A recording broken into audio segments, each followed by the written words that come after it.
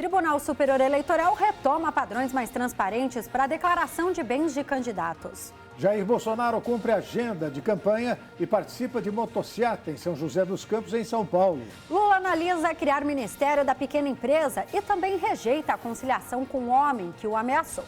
E o Hospital AC Camargo faz acordo com o governo paulista para manter atendimento no SUS. É agora no RB Notícias.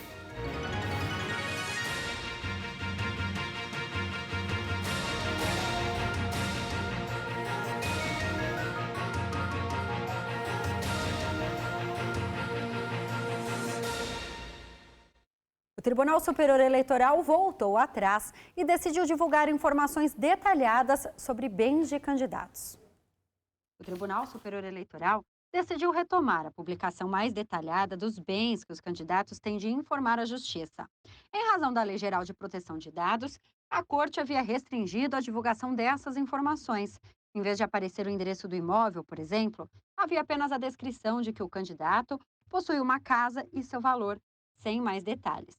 Agora, será necessário novamente informar o endereço, sendo possível omitir apenas o número do lote ou do apartamento. O TSE também permitiu que não sejam publicados o número de telefone e e-mail pessoais dos candidatos. Segundo o presidente do TSE, o ministro Alexandre de Moraes, a omissão desses dados é necessária em razão da segurança dos candidatos e seus familiares. O restante das informações prestadas à Justiça Eleitoral será divulgado. Porque entendo, principalmente em termos de divulgação de bens dos candidatos, a necessidade da total publicização. A Constituição Federal consagrou expressamente o princípio da publicidade, o princípio da transparência, como um dos vetores imprescindíveis à administração pública, conferindo-lhe absoluta prioridade na gestão administrativa e garantindo pleno acesso às informações a toda a sociedade. Moraes avaliou que a Lei Geral de Proteção de Dados tem finalidade diversa da lei eleitoral.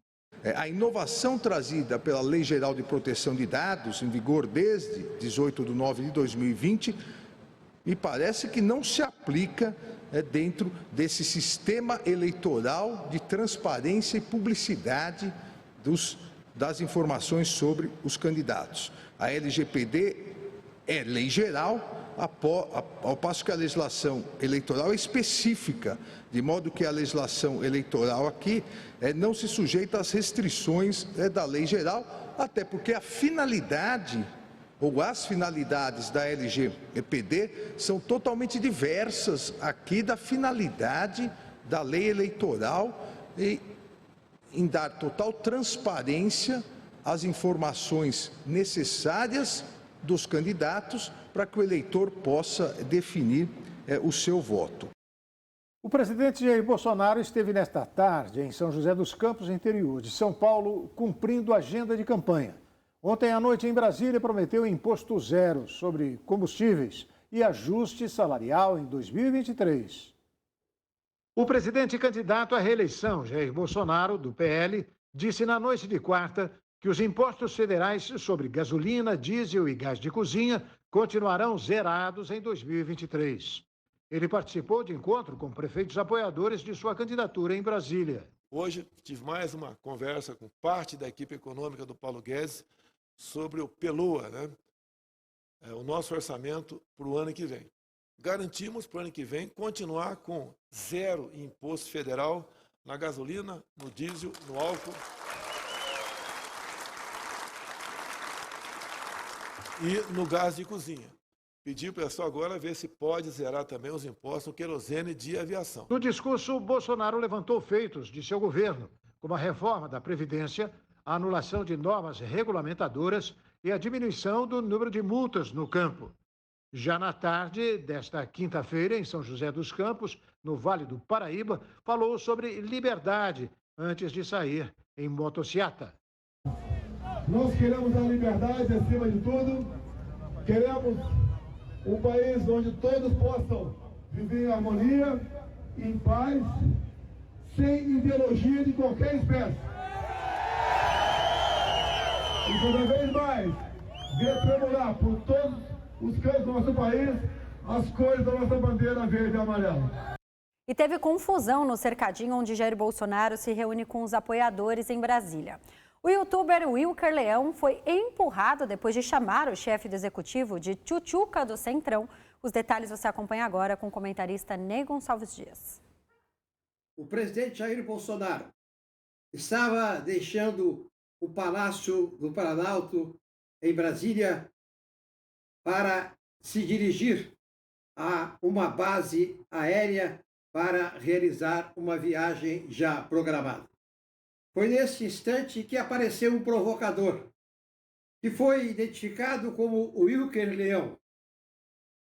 O Wilker Leão disse que ele é assessor de comunicação, de qualquer coisa nesse sentido do Exército. Na realidade, eu estive verificando aqui, ele tem postagens em todas as plataformas. E parece que tem lá milhares, centenas de milhares de seguidores. Tudo bem. Então, o Wilker Leão faz postagens na internet, nas várias plataformas e se diz pertencente à comunicação do Exército. Pois bem, esse Wilker se dirigiu ao presidente, chamando o presidente de vagabundo, covarde, safado e chuca-chuca do Centrão. Foi aí que o presidente saiu do carro e tentou pegar. O Wilker caiu. Os manifestantes chegaram lá, o Wilker caiu. O presidente tentou pegar o celular do Wilker, ele falou que não dava o celular e se levantou. A segurança foi e acabou se afastando. Tudo. Aí o presidente foi falar com os outros participantes que estavam lá.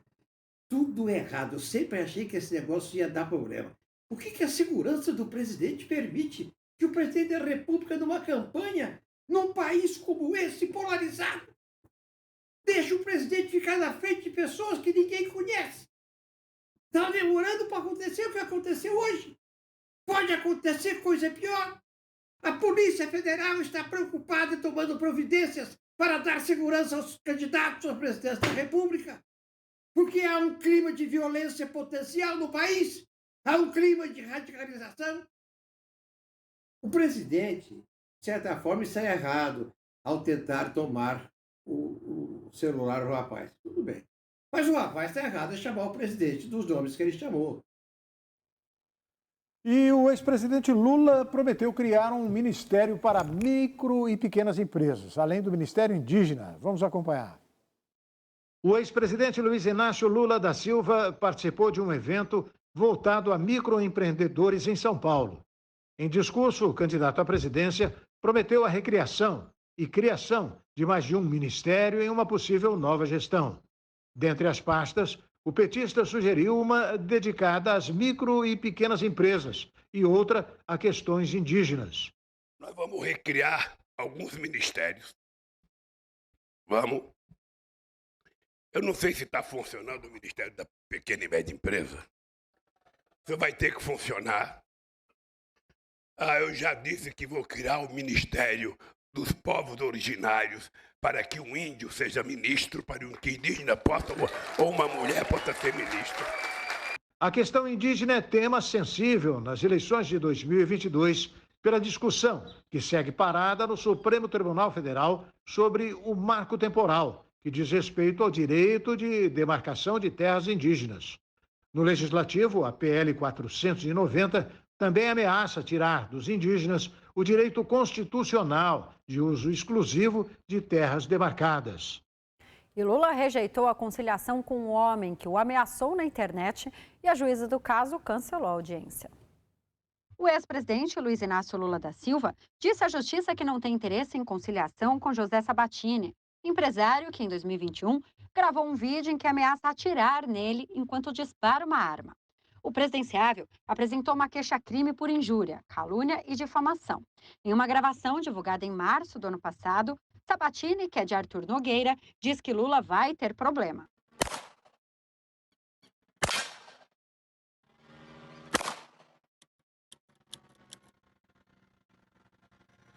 Pessoal, Lula, seu filho da puta, eu quero dar um recado pra você, tá? Hoje é sábado, dia 13 de março, eu quero dar presta atenção no recado que eu vou dar pra você, seu vagabundo. Se você não devolver os 84 bilhões que você roubou do fundo de pensão dos trabalhadores, você vai ter problema, hein, cara? Você vai ter problema. Os representantes de Lula pedem R$50 mil referentes a danos morais e falam em efeito pedagógico. Eles dizem que só uma indenização significativa pode reprimir atitudes semelhantes às do empresário, que em sua defesa disse que o petista tentava enriquecer com o processo. Muito certo em não conciliar, meu. Incrível isso aí. Que sujeito. E a seguir, Eduardo Paes confirma que ataque hacker tentou roubar dados sigilosos da Prefeitura do Rio. E depois de acordo com o Estado e Prefeitura de São Paulo, o Hospital AC Camargo decide manter atendimento a pacientes do SUS. O RB Notícias volta já.